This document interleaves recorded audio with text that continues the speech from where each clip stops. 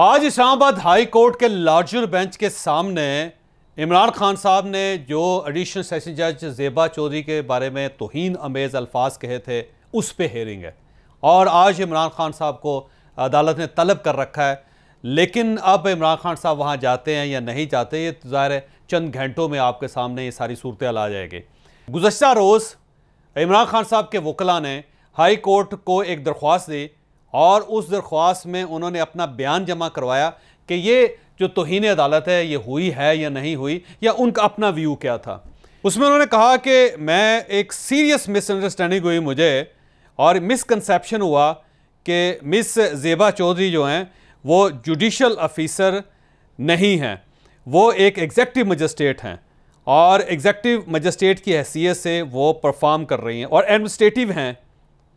और government, federal government के कहने पे उन्होंने शहबाज गिल साहब को दोबारा पुलिस के हवाले कर दिया और ये एक सीरियस मिसअंडरस्टैंडिंग थी।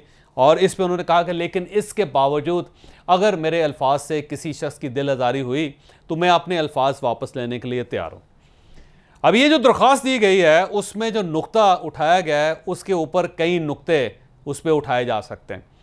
वैसे पहला नुक्ता ये उठाया जा सकता है कि इमरान खान साहब 26 साल से सियासत में और ये 3.5 साल प्राइम मिनिस्टर रहे हैं पाकिस्तान के, और इनको ये नहीं पता कि मजिस्ट्रेट में और एडिशनल सेशन जज में क्या फ़र्क होता है, और ये भी नहीं जानते कि सिविल जज या सीनियर सिविल जज के फैसले को चैलेंज कहाँ किया जा सकता है, उसको एडिशनल सेशन जज की अदालत में चैलेंज किया जा सकता है, और ये इससे भी वाकिफ़ नहीं।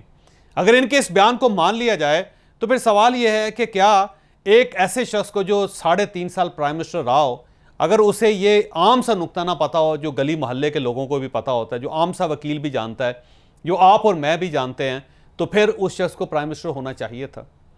और अगर ये जानते हैं तो इसका मतलब ये हुआ कि फिर उन्होंने गलत बयानी की, फिर इनको ये प्ली नहीं लेनी चाहिए थी। और तीसरी बात यह है कि इमरान खान साहब को यह भी पता नहीं है कि ये केस जब जाता है तो इसका फैसला मजिस्ट्रेट नहीं करता, इसका फैसला अदालतें करते हैं। और जब उनको जुडिशल रिमांड पे भेजा गया था शहबाज गिल साहब को, तो उस फैसले को चैलेंज कहाँ किया जा सकता है।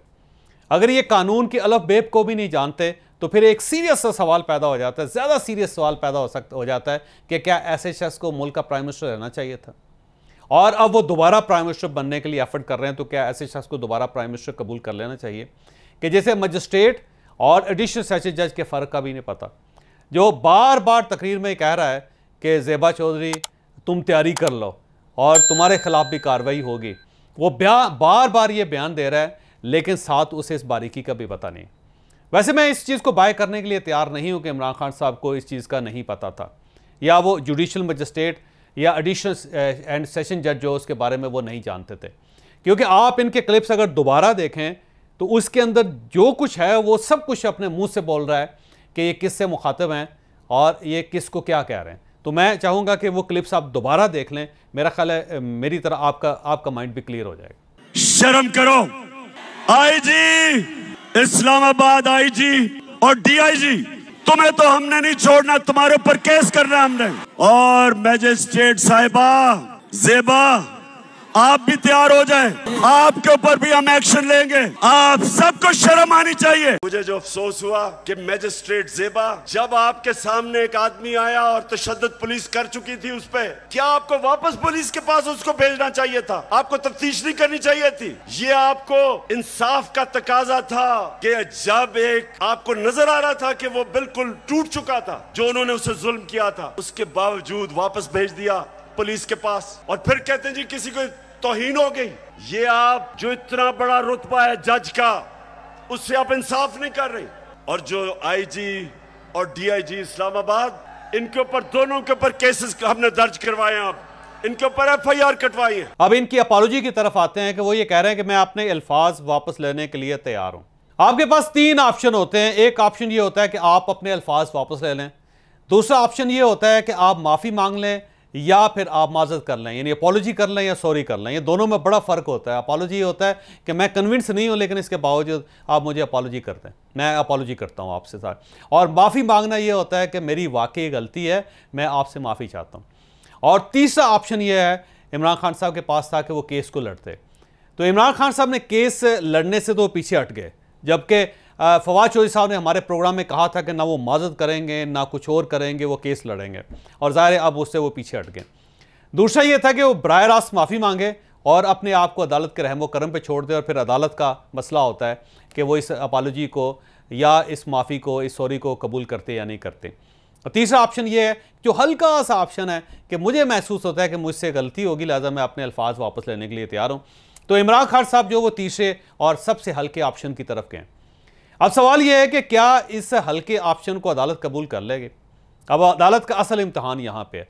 अगर अदालत इस अपॉलॉजी को या अल्फाज वापस लेने की जो एफर्ट है उसको अगर कबूल करके इमरान खान साहब को छोड़ देती है, तो फिर एक बहुत बड़ा सवाल ये पैदा हो जाएगा कि आखिर तलाल चौधरी का क्या कसूर था, आखिर दानियाल अजीज़ का क्या कसूर था, आखिर निहाल हाशमी का क्या कसूर था। इन तीनों ने भी अदालत से माजत की थी, माफ़ी मांगी थी, लेकिन इसके बावजूद इन तीनों को डी-सीट भी कर दिया गया और इनको डिस्क्वालीफाई भी कर दिया गया। ये सज़ा भुगत रहे हैं अब इसमें।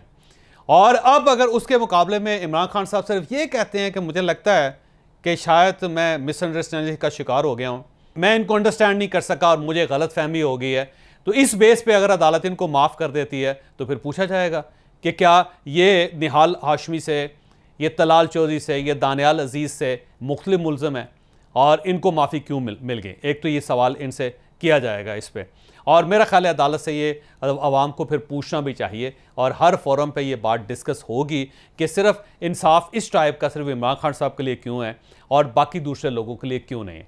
अगर अदालत का दिल बड़ा है होना चाहिए तो ये दिल सिर्फ इमरान खान साहब के लिए बड़ा क्यों होना चाहिए? ये तलाल चौधरी, दानियाल अजीज़ और निहाल हाशमी के लिए भी दिल बड़ा होना चाहिए था। उसके लिए तो आपने दिल बड़ा नहीं किया। बल्कि जब मियां नवाज शरीफ को डी-सीट किया गया था और वो प्राइम मिनिस्टर थे, उनको प्राइम मिनिस्टर की सीट से हटाया गया था, तो उनके ऊपर एलिगेशन क्या लगाया गया था कि उन्होंने अपने बेटे की कंपनी के अंदर जो तनख्वाह लेनी थी उन्होंने तनख्वाह नहीं ली और उसको उन्होंने डिक्लेयर नहीं किया था, वो रिसीवेबल थे, और इस बेस पे मियां नवाज शरीफ को प्राइम मिनिस्टर की कुर्सी से उठा दिया गया था।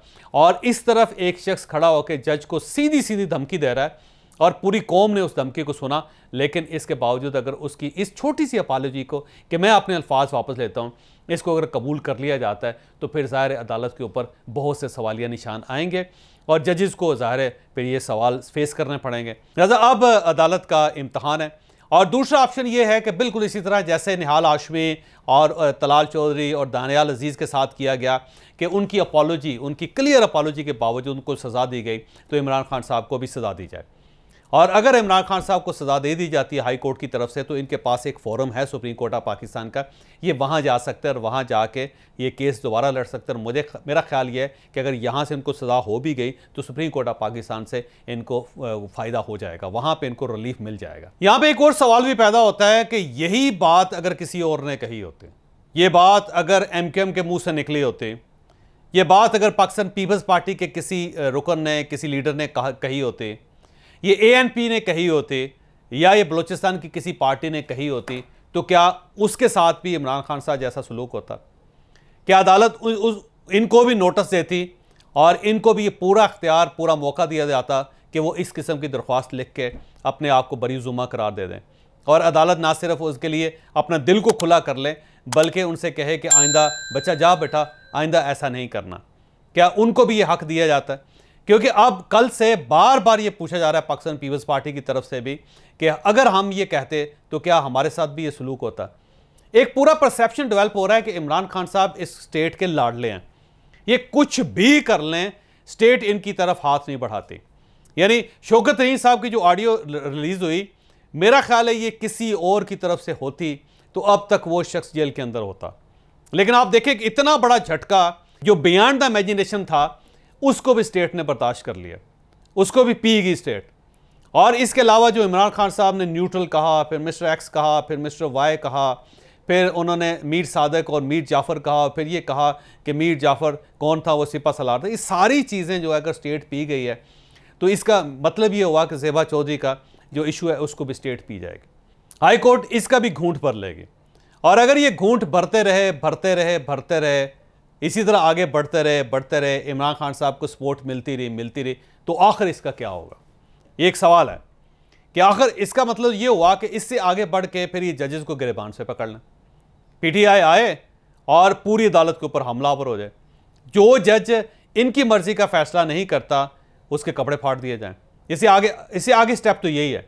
और अगर इलेक्शन नहीं होते और उस इलेक्शन के अंदर इमरान खान साहब नहीं जीते तो फिर फौज के ऊपर भी इल्ज़ाम लगा दें, फिर चीफ इलेक्शन कमिश्नर के ऊपर भी इल्ज़ाम लगा दें, फिर पुलिस के ऊपर भी लगा दें, फिर सिविल एडमिनिस्ट्रेशन के ऊपर भी लगा दें, और हो सके तो यूएन के ऊपर भी आप एक इल्ज़ाम लगा दें कि उसने भी इनको हराया। अब इससे अगला स्टेप तो यही है। लिहाजा ये जो सिलेक्टेड इंसाफ है पाकिस्तान के अंदर वो नहीं होना चाहिए, और अगर आज एक सिलेक्टेड इंसाफ होता है तो फिर डेफिनेटली अदालत के ऊपर भी एक सवालिया निशान आएगा। फिर ये कहा जाएगा कि ये इमरान खान साहब तो जजेस की बेइज्जती भी कर सकते हैं और उसके बाद अदालत उनको रिलीफ दे सकती है। लिहाजा आज अदालत का बहुत बड़ा इम्तहान है, और इस इम्तहान से पहले मैं इमरान खान साहब के कुछ फ़िक्र आपके सामने रखना चाहता हूं, क्योंकि इमरान खान साहब इससे पहले बहुत कुछ कहा करते थे। आज अगर इनको रिलीफ मिल जाता है तो फिर इसका मतलब ये हुआ कि पाकिस्तान फिर एक ऐसी ही कौम है जिसके बारे में रसूल अल्लाह सल्लल्लाहु अलैहि वसल्लम ने कहा था कि तुमसे पहले वाली कौमें इसलिए बर्बाद हो गई। मेरे नबी सल्लल्लाहु अलैहि वसल्लम ने तकरीबन 1500 साल पहले कहा था कि तुम्हारे से पहले बड़ी कौमें तबाह हुई। जो कमजोर जब चोरी करता था तो जेल में डाल देते थे, लेकिन जब ताकतवर जुर्म करता था तो वो माशरा उनको नहीं पकड़ता था, कौम तबाह हो जाती थी। आज अगर हमारी कौम एक अजीम कौम नहीं बन सकी तो वो जो मेरे नबी सल्लल्लाहु अलैहि वसल्लम ने 1500 साल पहले कहा था उस वजह से नहीं हो सकी।